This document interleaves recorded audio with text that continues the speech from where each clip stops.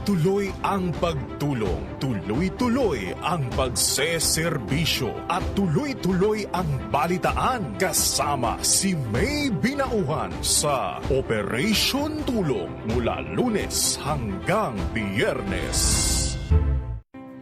Visayas at Mindanao at maging sa ibang bansa. Luzon, Visayas, Mindanao. Una sa Pilipinas. Una sa Pilipino. Walang advokasiyang maliit, basta't malimit. Maraming pong salamat. Muling sumasa inyo ang ating palatuntunan special on Saturday. Salamat po sa inyong pagsama sa amin dito sa Executive Session. Mabuhay ang Isang oras na talakayan ng mga usaping may kinalaman sa ating akto. Idulog nyo na yan dito sa Hoy. Bawal yan. Ang latest happenings at trending sa mundo ng entertainment and lifestyle with favorite stars. Mga kwentong maghahatid ng inspirasyon at aral sa mundo ng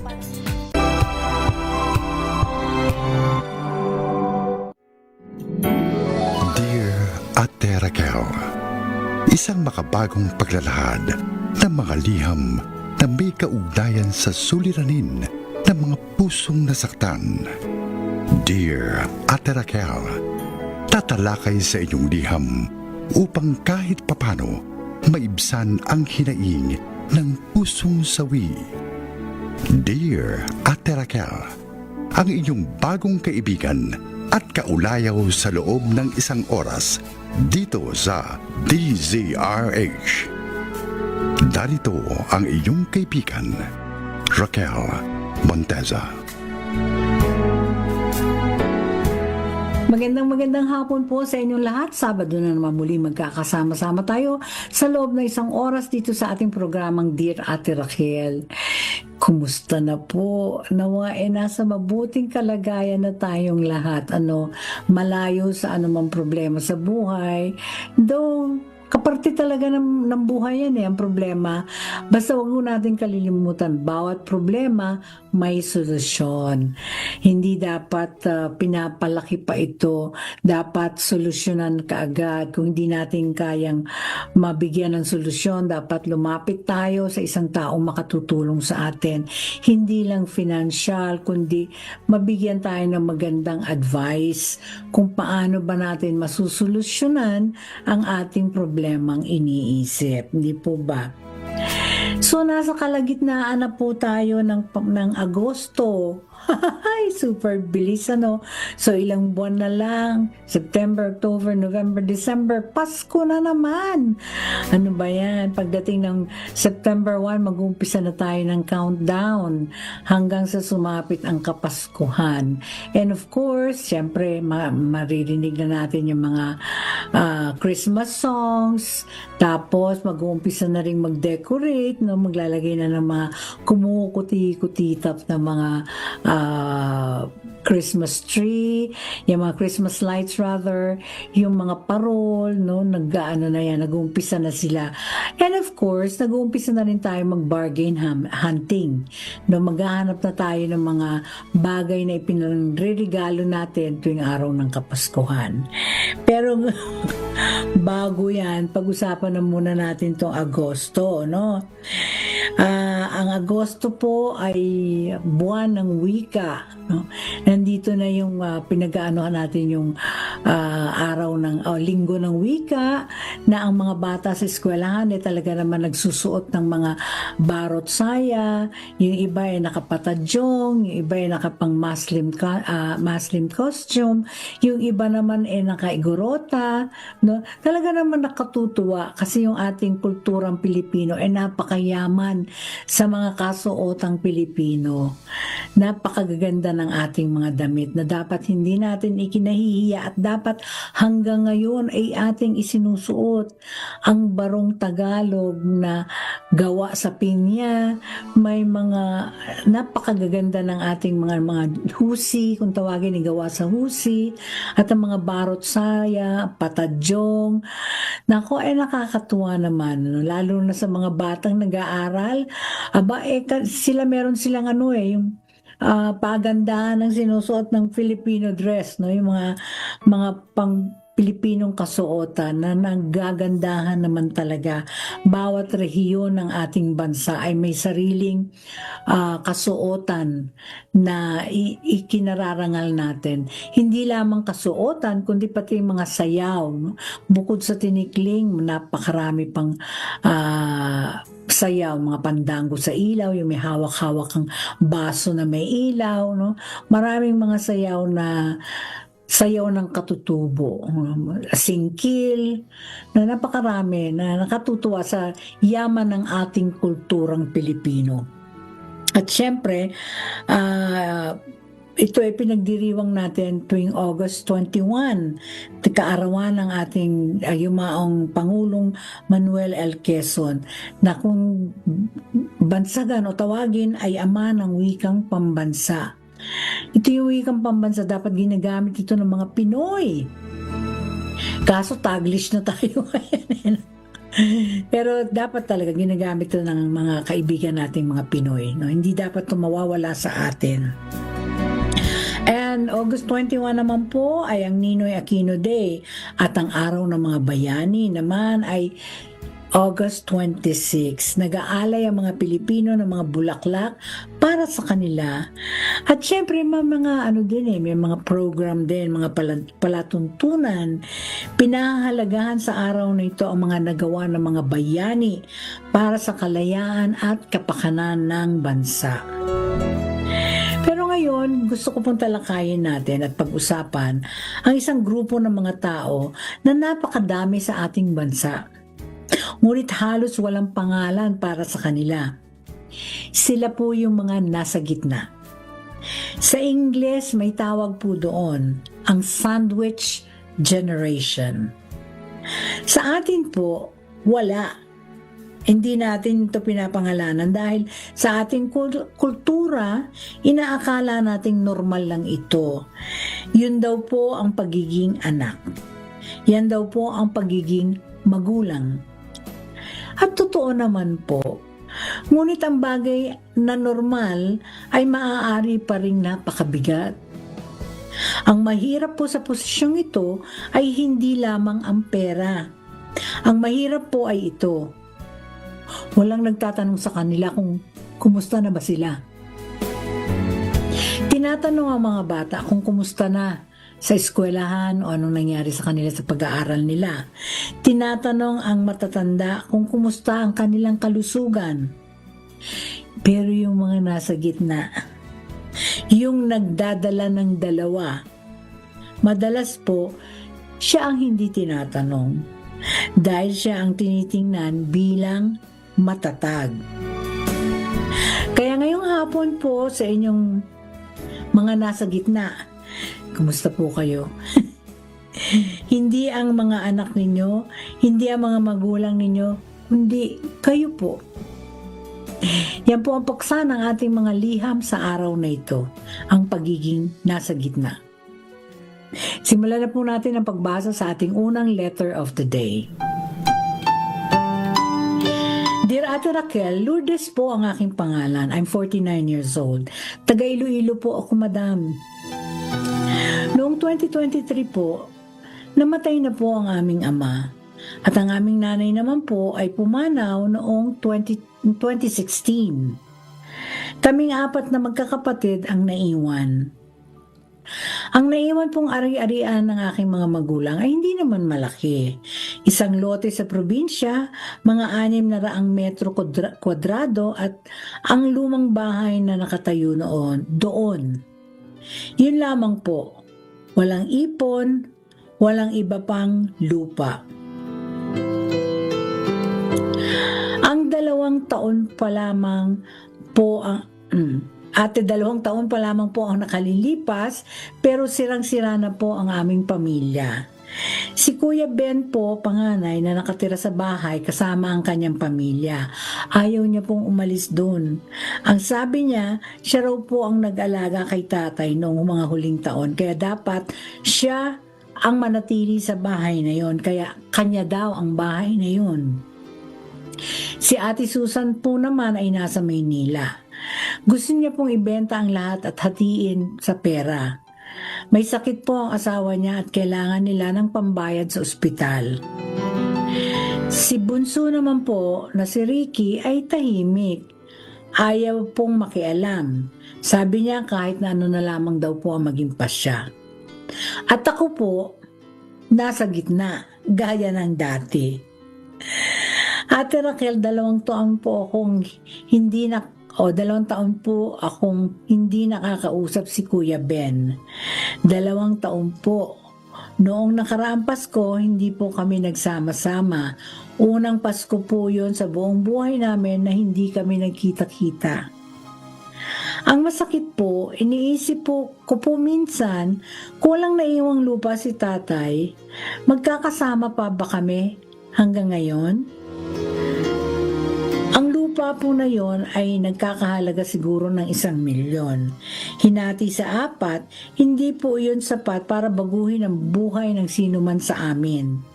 Pero sapat po yun para sirain ang pamilyang binuo ng aming mga magulang sa loob ng 50 taon.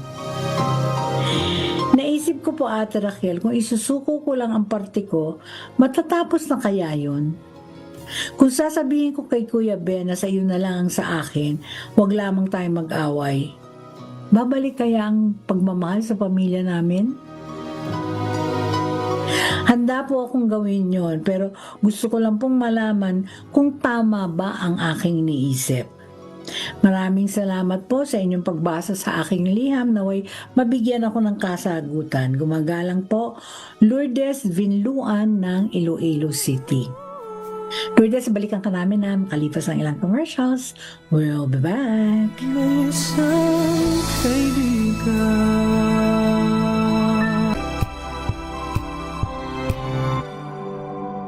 Wow, ang saya.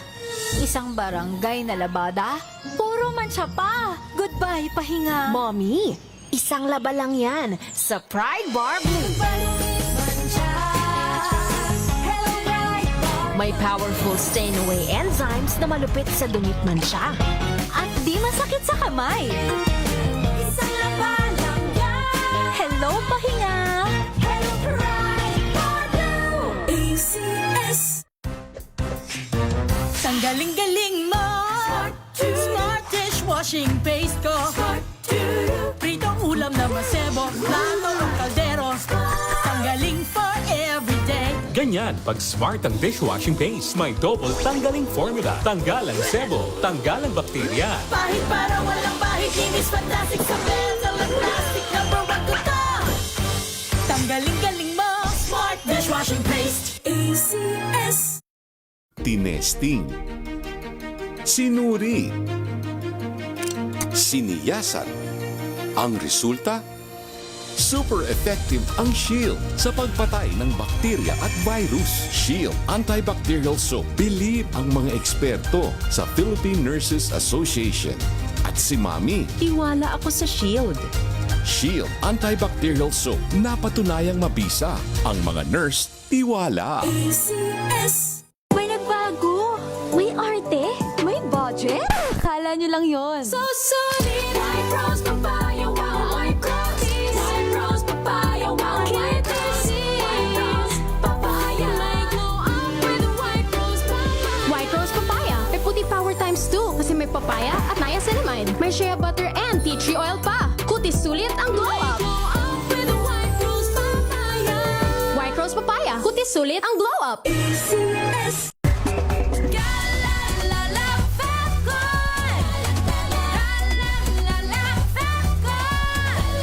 Ang bango ng sampayan. Tara na magsayawan. Calafabcon. Amoy nakaka-joyful. Yara, I'm Stephanie Adanza, 48 years old, and I'm working as a Member of Parliament Support Advisor here in Wellington, New Zealand. I'm very happy that a friend recommended MX3 to me. When I opened the box of MX3 and it said, the best decision of your life, wala nang doubt. I get to be part of a product that has a role in the good news, the Great Commission. MX3, dito ako bilib. Mahalagang paalala, ang MX3 capsule ay hindi gamot at hindi dapat gamiting panggamot sa anumang uri ng sakit.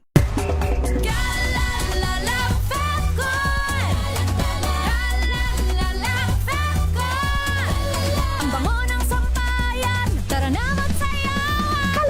Facton, amoy nakaka-joyful.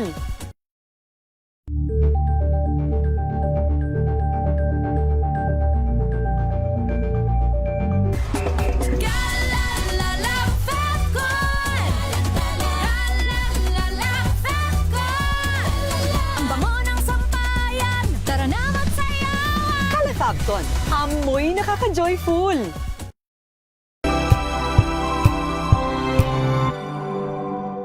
Maagang balitaan, maagang usapan sa mga issue at balita. Kasama si Kuya Angelo Palmones sa Magandang Umaga Pilipinas. Mula Lunes hanggang Biyernes. Magandang hapon po sa inyong lahat. Sabado na naman muli magkakasama. At maraming salamat po sa inyo na ang Agri-Asenso hanggang sa susunod na 4 hanggang 5 na po ng inyong paboritong programa ang DZRH Boom Balita ngayong araw ng Sabado.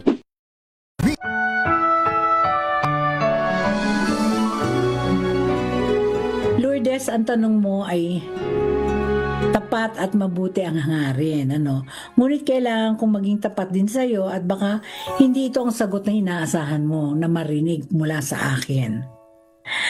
Ang pagsuko ng iyong parte ay maaaring matapos ng usapin tungkol sa lupa, ngunit malamang pong hindi yun matatapos sa away. Ang away rather. Ito ang dahilan kung bakit hindi matatapos.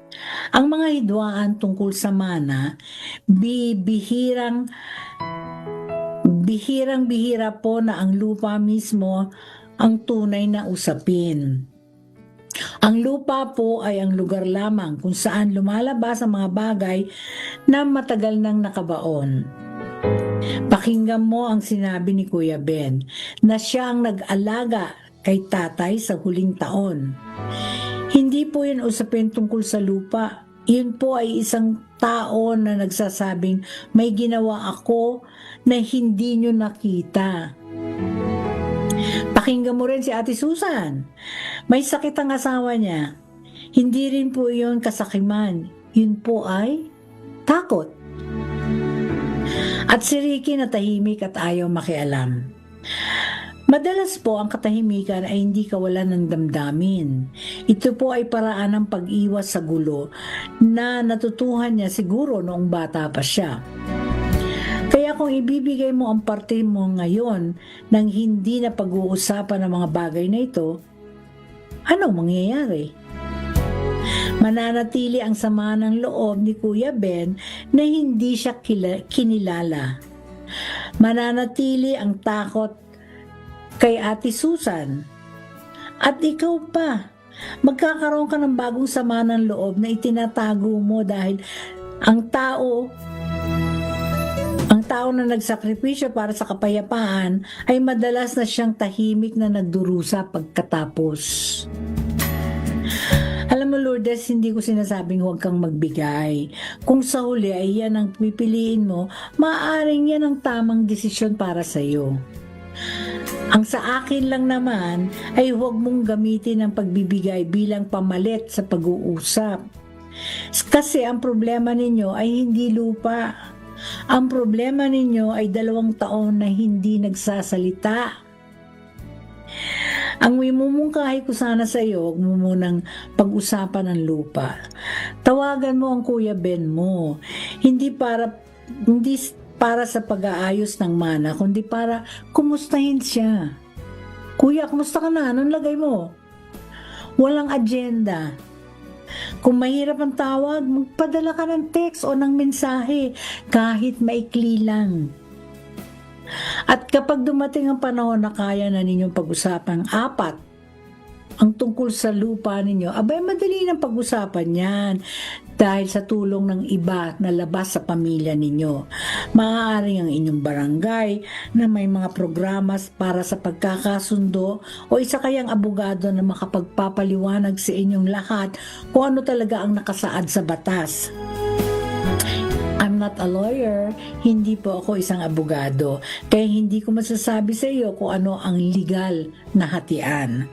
Ngunit alam ko pong mas madali ang usapan kung may malinaw na batayan at may hindi kasali sa away na tumutulong tumingin sa inyong usapin.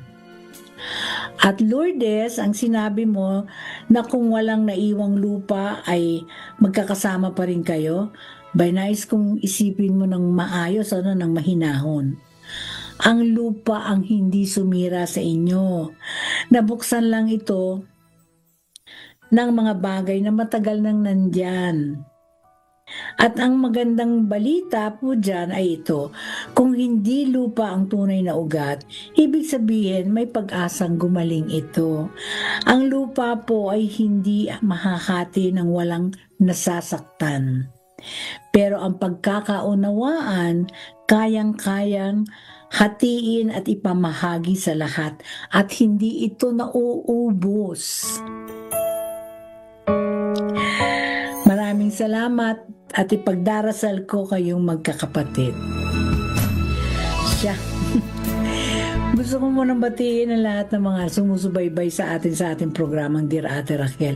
Mga kaibigan natin na sila Maria Cristina Warde Andrade, Mirna Aquino, Cristina Sumagi Alarcon, Dionisio F.S.R. Saturnino Laoay Sr., Fe Armamento, Summer Julie, Dinya Asuncion Herman, James Anthony Neal, Lulu Harabes Tapleras, Edelberta Sabanal Roa, Tristan Wyatt V. Gulay, Arnold Duco, Ruby at Neil Tamayo, Ivy Gutierrez, Santos Dorina, Lina Larcon, Ramon Abadillo, Will Mackenzie Olalia, Nora Villapando, Redempsor Escobel, Angelo Redaha, Annalyn Baulita at Emma Fernandez. Alam niyo ba? Yan na. Alam niyo ba na ang katagang sandwich generation ay unang ginamit ng mga social worker noong dekada 80 ng mga 1980s? Para ilarawan ng mga taong nasa gitna ng dalawang henerasyong umaasa sa kanila. Ang mga bansang kanluran po, itinuring itong bagong problema noong panahong yon. Dahil doon, karaniwan nang humihiwalay ang mga anak sa kanilang magulang paglaki nila at may sistema ang gobyerno para sa pag-aalaga sa mga matatanda. Ngunit sa Pilipinas po, hindi ito bago. Sa atin kasi, ito ay paraan ng pamumuhay. Sa maraming tahanan sa ibang bansa, 3 henerasyon ang magkakasama sa iisang bubong. Sa ating bansa. Ang lola na nag-aalaga sa apo habang nagtatrabaho ang mga magulang. Ang anak na nag-aalaga sa kanyang ina habang nagpapaaral ng sarili niyang anak. Ang mga tiyahin at tiyuhin na tumutulong sa pag-aaral ng mga pamangkin. Iyan po ang lakas ng pamilyang Pilipino. Hindi natin pinababayaan ng isa't isa. Yan po ay biyaya. At hindi natin ito dapat ikahiya o kaya'y palitan. Ngunit may kalakip din itong panganib. At ito po ang nais kong sabihin sa inyong panganib na malinaw, okay? Kapag ang isang bagay ay tinuturing nating normal, minsan ay tumitigil tayong tanungin kung may kaya pa bang buhatin ang ating bumubuhat. Ang taong bumubuhat. Ibig sabihin, kaya pa ba niyang dalhin ang pamilyang ito? Ang inaasahan na laging matatag ay siya pa rin madalas na hindi tinatanong kung kumusta na. At ang taong hindi tinatanong ay natututong huwag nang magsalita. Kaya sa mga pamilyang nakikinig ngayon, kung may kapatid kayong siyang laging naiiwan, siyang laging nag-aalaga, siyang laging inaasahan, tawagan po ninyo siya ngayong linggo. Hindi para magtanong kung tungkol sa mga magulang niyo o sa mga alaga niya, kundi para itanong kung kumusta na ba siya. Is she okay or is he okay?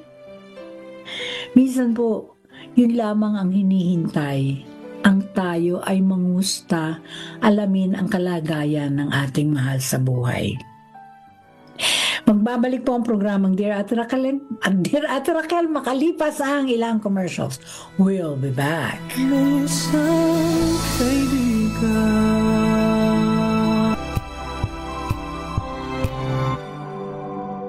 Hello, Washi! Laundry day na naman! Yay! Anong meron? Mancha ng chocolate, putik, may libag pa. Kaya natin yan! With Pride Washing Machine Detergent, may triple stain-away formula. Tanggal ang makapit, madikit, at malupit na dumit mancha. Kaya easy-easy ang labada. Mula noon hanggang ngayon. All you need is pride. All you need is pride. ACS. Maulan man, no worries na amoy kulog ang damit. Charm Fabcon. Pangong kumakabloom. Tanggal amoy kulog sa bango ng charm. Kaya gamit ko, Charm Fabcon with Bloom Fresh Technology. Kills 99.9% of kulob-causing bacteria. May aroma burst pa of thousands of flowers and berries. Ang sampay sa loob, no amoy kulob. Pangong kumakabloom sa charm. Charm Fabcon. ACS. Wow, ang saya. Isang barangay na labada, puro mancha pa. Goodbye, pahinga. Mommy, isang laba lang yan sa Pride Bar Blue. May powerful stain-away enzymes na malupit sa dumit mancha. At di masakit sa kamay. Isang laba lang yan. Hello, pahinga. Hello, Pride Bar Blue. ACS. Sa lahat ng bagay, simula pa lang, siguraduhing max protection na. Kasi pag kulang ang proteksyon, baka madaling masira. Sa ngipin, dapat may max protection din. Max Alaga ng Unique Toothpaste. With Max Protect Formula, helps stop cavities before they start, while keeping breath fresh. Try Unique Maximum Fluoride Protection. Para Max Alaga, Max Protektado. ACS.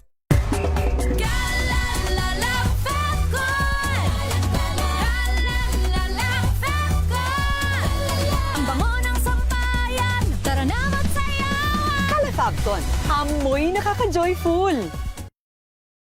Ito nga pala si Kuya Jobert at ako isang komedyanteng Pilipino. Ako ngayon ay nandito na sa Calgary, Alberta, syempre sa Canada, and this is my MX3 story. Let's go!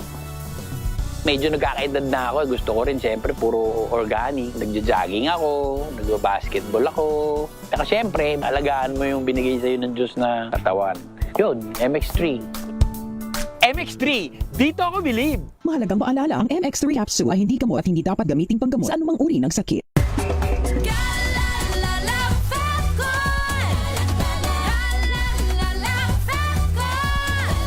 Ang bango ng sampayan. Tara na magsayawan. Calafabcon, amoy nakaka-joyful.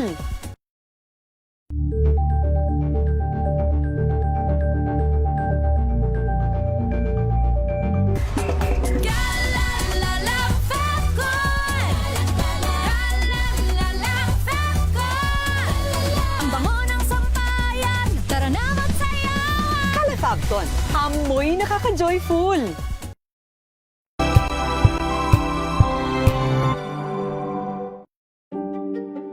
Buklatin ang mga pahina. Pakinggan ang boses ng lipunan.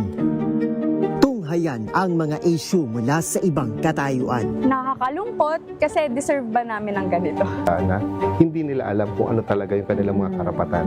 Yung gobyerno, tinulungan nila yung kanilang magsasaka. Pinapatahimik tayong lahat using various laws. Through education, kayang-kaya nating baguhin yung ganitong klaseng pag-iisip. Isang kwento, iba't ibang anggulo. Dito, sa Point of View. Gabi sa lahat ng mga nanonood at nakikinig sa atin. Thank God it's Good evening, Metro at Mega Manila. Magandang gabi Pilipinas, Metro and Mega Manila. Nas extension sa DZRH at RHTV. Samahan sa Sapul, Sabado. Gabi ng misteryo ngayon pong Sabado, ano po? Tambalang Anthony Taberna at Jerry Baha ang gigising sa inyong umaga dahil lalatay ang humahagupit na diskusyon at komentaryo Lunes hanggang Biyernes sa 2x2.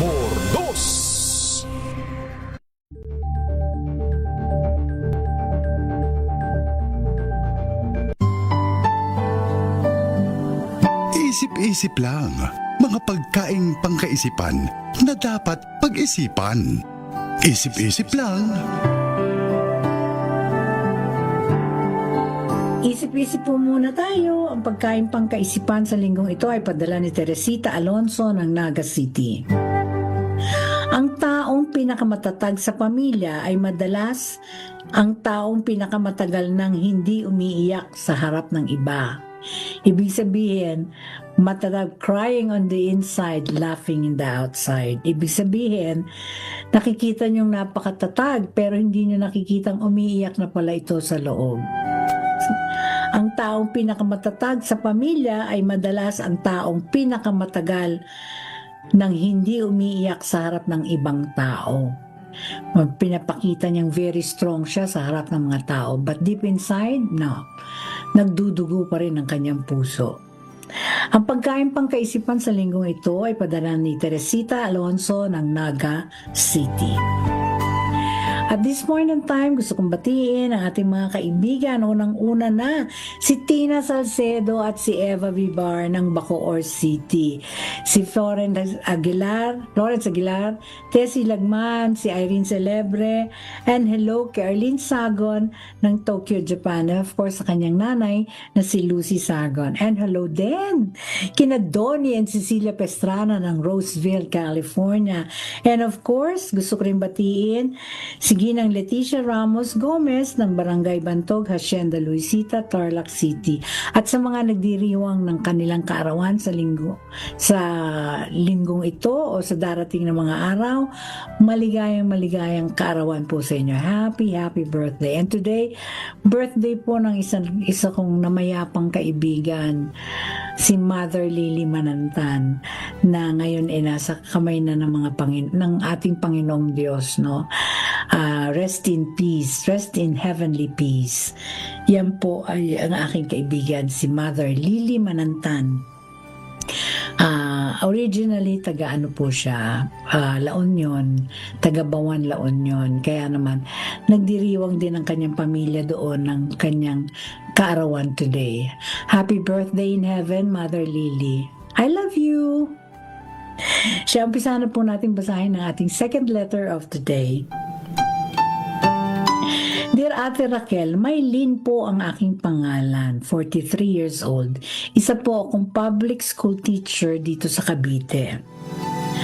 2 po ang anak ko, nasa 2 taon ng kolehiyo ang panganay at 4 na taon naman sa high school ang aking bunso.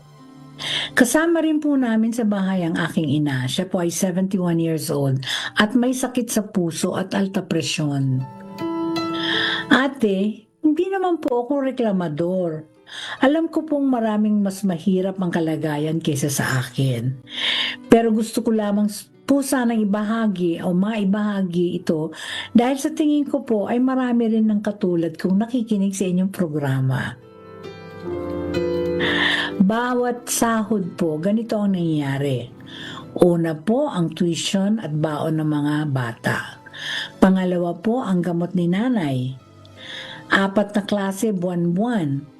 Pangatlo po ang pagkain at kuryente at tubig.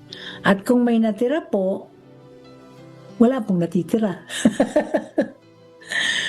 At Raquel, may sarili po rin akong gamot kasi may alta presyon din po ako. Namana ko po ito kay nanay. Binigyan po ako ng reseta ng doktor noong 1 taon. 6 na buwan na po akong hindi umiinom. Hindi po dahil nakakalimutan ko, sinadya ko po. Kasi po kapag binili ko ang gamot ko, kulang na ang kay nanay. At mas matanda po siya, mas kailangan niya po yun. Hindi po alam ng asawa ko, hindi rin po alam ng mga anak ko. Sinasabi ko pong umiinom ako. Nitong nakaraang buwan po, nahilo ako sa klase. Nasa harap po ako ng mga bata, nagtuturo, at bigla na lamang pong umikot ang aking paningin. Napahawak po ako sa lamesa. Akala po ng bata ay natapilok lang ako. Nakauwi naman po ako ng maayos, pero nang gabi yun, habang nakahiga ako, may naisip po ako na ikinatakot ko. Naisip ko po, kung may nangyari sa akin, sino po ang magbabayad ng tuition? Sino po ang bibili ng gamot ni nanay? At doon ko pa naintindihan na baka hindi po tama ang ginagawa ko. Pero hindi ko rin po alam kung ano ba talaga ay dapat kong piliin. Ano po ba at Raquel ang dapat kong gawin? Salamat po sa pagbasa ninyo at hihintayin ko po ang inyong kasagutan. Gumagalang Maylene Bautista ng Cavite. Balikan ka namin, Maylene, ha? Makalipas ang ilang commercials. We'll be back. May isang kaibigan.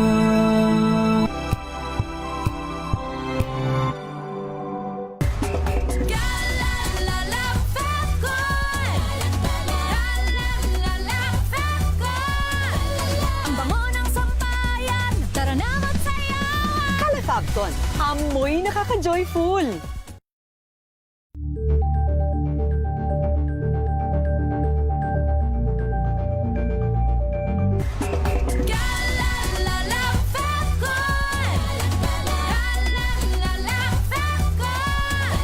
Ang bango ng sampayan, tara na magsayaw! Calafabcon, amoy nakaka-joyful.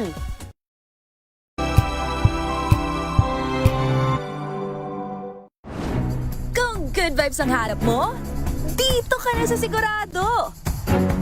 Mula sa mga istoryang nagbibigay ng inspirasyon hanggang sa mga kwentong may dalang solusyon. Mga balitang pampagaan, pakiramdam at pampaganda ng araw.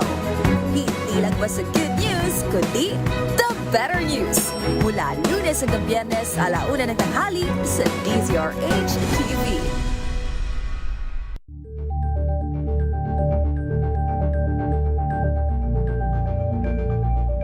Sa pagbabalik tanaw sa 87 taong legasiya ng DZRH, napagtagumpayan na ng kauna-unahang himpilan ng radyo sa Pilipinas ang iba't ibang pagsubok, kabilang na ang bangungot noong panahon ng ikalawang digmaang pandaigdig. Impormasyong naihatid ng himpilang KZRH ang siyang naging kaagapay ng mga Pilipino at nakasama hanggang sa nakamit ang kalayaan. At nang muling mapas sa kamay ng mga Pilipino ang kasarinlan, nagbukas din ang panibagong yugto para sa himpilan. Mula sa KZRH na kalaunay naging DZRH, ang mga balita at impormasyon ang nagsilbing gabay ng mga Pilipino. Naging hudyat ito ng panibagong simula at patuloy na paglago, kasabay ng pagsilang ng mga programang nag-iwan ng bakas sa kasaysayan at sa puso ng bawat Pilipino.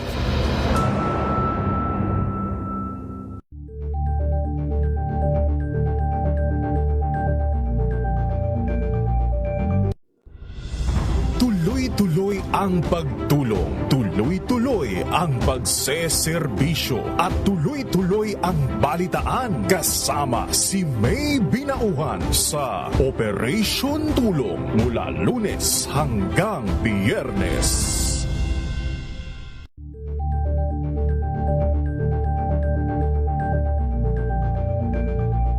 If I get impeached, then that is my end. Tumutok sa pinaka-importanteng paglilitis ng impeachment court ngayong taon. The Impeachment Trial of Vice President Sara Duterte. A DZRH Special Coverage.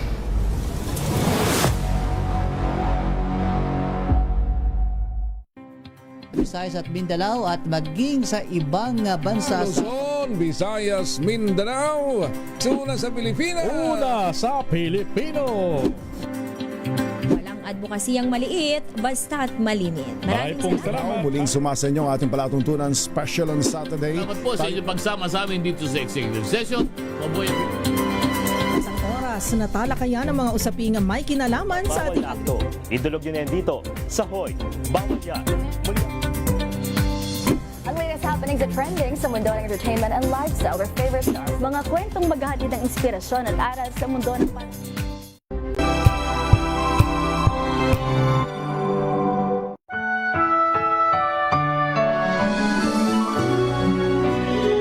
Maylene, Kailangan kong maging tuwid sa iyo ngayon ha, at sana tanggapin mo bilang malasakit, hindi ito para pagalitan ka. Ang ginagawa mo, hindi sakripisyo yan. Yan ay panganib.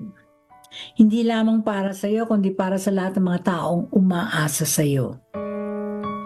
I understand, naintindihan ko kung bakit mo ginagawa ito. Ang instinct ng isang ina at isang anak ay ilagay ang sarili sa huli.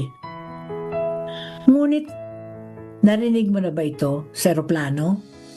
Kapag may emergency, isuot mo muna ang sarili mong maskara bago ang sa iba. Hindi po iyon dahil mas mahalaga ka.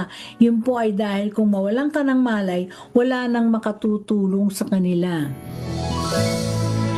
Ikaw ang tumatayong haligi sa 3 henerasyon ng inyong bahay.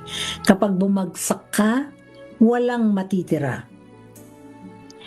Kaya ito ang bagay na sana ay gawin mo at hindi bukas, kundi sa lalong madaling panahon now na. Una, bumalik ka sa doktor mo, sabihin mo yung totoo na hindi ka nakakainom dahil hindi kaya ng budget mo. Huwag kang mahiya, napakadalas po nilang marinig yan at maraming beses po silang nagmumungkahi ng mas murang generic na katumbas ng gamot mo o ibang klase na mas abot kaya. Malaki po ang pagkakaiba ng presyo ng branded at ng generic at madalas po ay pareho lamang ang bisa nito. Pangalawa, tingnan mo ang benepisyo ng nanay mo bilang isang senior citizen kasi may 20% discount para sa mga gamot at PhilHealth din po siyang maaaring sumagot sa ilang bahagi ng kanyang pangangalaga. Kung hindi po nagagamit ito, magtanong po kayo sa health center o sa opisina ng senior citizen sa munisipyo. Alam mo, sa bawat barangay merong health center. At alam ko, bawat barangay, meron din silang tinatawag na planet, na doon kumukuha ng mga libreng gamot. Mga generic, dalhin mo lamang ang reseta mo sa health center para matulungan ka. Pangatlo, ito yung pinakamahalaga. Sabihin mo sa asawa mo, sabihin mo sa panganay na anak mo na nasa kolehiyo na at may sapat ng gulang para makaintindi. Sabi, para maintindihan kanila. Alam kong mayroong pabigat. Alam ko ayaw mong pabigatin ng problema, Maylin. Pero isipin mo ito, ha? Ito isipin mo mabuti. Kung may nangyari sa'yo at malaman nila pagkatapos na 6 na buwan ka palang hindi umiinom ng gamot para sa kanila, ano bang mararamdaman nila? Hindi ba? Kasi pinabayaan mo yung sarili mo eh. Alam mo, ayoko na, pero meron akong kilala. Yung kanyang gamot hindi niya binibili.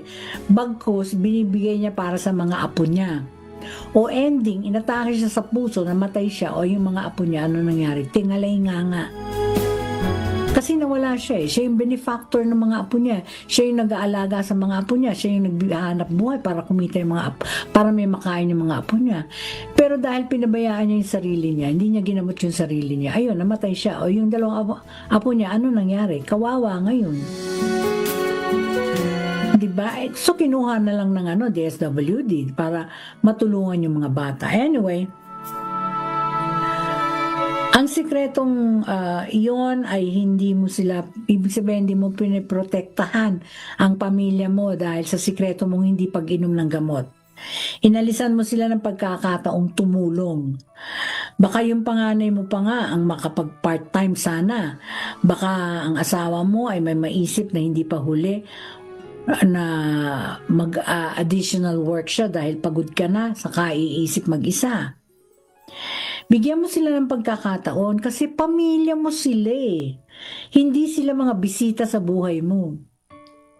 Isa pang bagay, Maylin, sinabi mo sa simula ng iyong sulat na hindi ka reklamador at marami raw mas mahirap ang kalagayan kesa sa'yo. True! Totoo yun. So bakit titisin mo yung sarili mo? Ikaw ay naasahan ng pamilya mo. Hindi ko naman binubura ang bigat na dala mo. Talagang mabigat yan at hindi ito paligsahan ng paghihirap. Ang katotohanan ng may mas mahirap sa iyo ay hindi po nangangahulugang hindi ka karapat dapat tulungan. Ingatan mo ang sarili mo. Hindi para sa iyo kundi para sa mga mahal mo sa buhay. Naintindihan mo ba, Maylene? Nandito kami at pagdarasal ka namin. Okay? Maraming salamat sa iyong pagsulat. Samahan po ninyo ako ngayon, magdasal po tayo. Mahal na Panginoon, dinadala po namin sa inyo ang lahat ng mga taong nasa gitna. Ang mga anak na nag-aalaga sa kanilang magulang habang nagpapalaki ng sarili nilang pamilya. Lord, bigyan po ninyo sila ng lakas ng katawan, kalinawan ng isip at higit sa lahat, ng tapang na humingi ng tulong kapag kailangan. Panginoon, alalahanin po ninyo ang mga magulang na tumatanda. Bigyan mo po sila ng dignidad at kalusugan hanggat maaari at ng katiyakan na mahal mo pa rin sila. At para po sa mga pamilyang hati ngayon dahil sa hidwaan, buksan po ninyo ang mga pintuang matagal nang sarado. Ipaalala po ninyo sa amin na walang ari-arian ang katumbas ng isang kapatid. Lord, heal our land. Almighty God, we lift up to you our country, our government, and grant us peace. Patnubayan po ninyo ang mga namumuno sa aming bansa, lalo na sa mga patakarang tumutulong sa mga naghihikahos. Lord, humble us. Let's live our lives like Jesus with a posture of humility. Maghari nawa ang pagmamahal sa lahat ng iyong nilalang. Taus-pusong pasasalamat at papuri sa ang sumainyo, Panginoong Diyos, sa pangalan ng ating tagapagligtas na si Jesus. Amen. Ay, tapos na isang oras. Maraming salamat po sa pagsama ninyo sa amin sa loob ng isang oras dito sa ating programang Dear Ate Raquel. Naway nakapagbigay aral po ang ating mga binasang liham sa araw na ito. At kung gusto nyo pong ibahagi ang inyong karanasan, ipadala nyo lamang po dito sa dearaterraquel@gmail.com. One word po yan, small letter. Walang capital letter, all small caps. Okay? Samahan po ninyo ako sa susunod na Sabado, and of course gusto kong pasalamatan ng mga taong hindi nagpapabaya sa akin. Unang-una na si Eric Lucero at ang kanyang anak na si Andre Lucero, and of course ang mga technician natin sa DZRH, unang-una na si Melvin Donato, Ray Taladro, and of course si Het Del Moro. At sa RHTV naman si Arnel Tatel, EJ Ayalde, Mark Cabral at Aljan Besumbre. Ako po ang inyong kaibigan Raquel Montesa na nagpapasalamat sa inyong pagsubaybay sa ating programa. Naway maging mabuti po tayo sa ating kapwa. Let's be kind to one another because kindness is a measure of our humanity. And let us do something nice to the people that we meet each day because it is such a good feeling being a blessing to others. Napakasarap pong pakinggan yan at napakasarap madama na tayo ay nakapagbigay biyaya sa ating kapwa. Hangad ko po ang kapayapaan sa puso, lakas araw-araw at pananalig sa mga plano ng Panginoong Diyos. Isa pong mapagpalang hapon sa inyong lahat. Bye! Sa mga gustong maibsan ng kahit kaunti ang mga hinanakit sa pag-ibig, sumulat lamang dito sa Dear Ate Raquel, DZRH, Star City, CCP Complex, Ross Boulevard, Pasay City. Hanggang sa susunod na Sabado, maraming salamat po sa iyong pakikinig. Aking kaibigan, kahit na kailanman, laging may bukas na iyong magigisnan. Huwag iisipin, mag-iisa ka lang. Naririto ako at matatagpuan na isang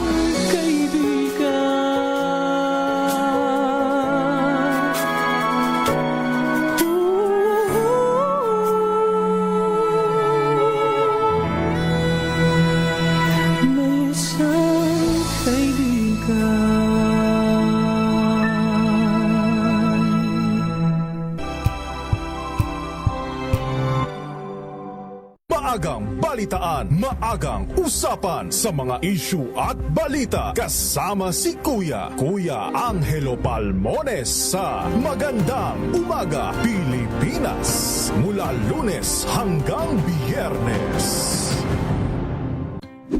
Sa lahat ng mga nanonood at nakikinig sa atin. Thank God it's Good evening, Metro at Mega Manila. Magandang gabi Pilipinas, Metro and Mega Manila. Extension sa DZRH at RHTV. Samahan Sa pool, Sabado. Gabi ng misteryo ngayon pong Sabado, ano po? Alamin ang mga maiinit na isyung pambayan, mga balitang kailangan mong malaman, usapin sa pamahalaan, politika, ekonomiya at kabuhayan. Ito ang mga dapat mong malaman, pakialaman at pag-uusapan dahil kayo ang tinig ng mamamayan dito sa Damdaming Bayan. Live sa DZRH Radio, DZRH TV at DZRH Digital. Kasama sina Lakay, Deo Makalma at Elaine Apit. Araw-araw, Lunes hanggang Biyernes. Damdaming Bayan.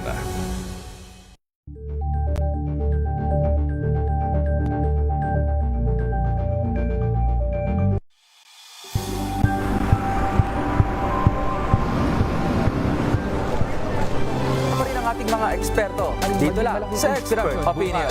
Ito ang The Better News. TNVS. Trending and Isang kwento, iba't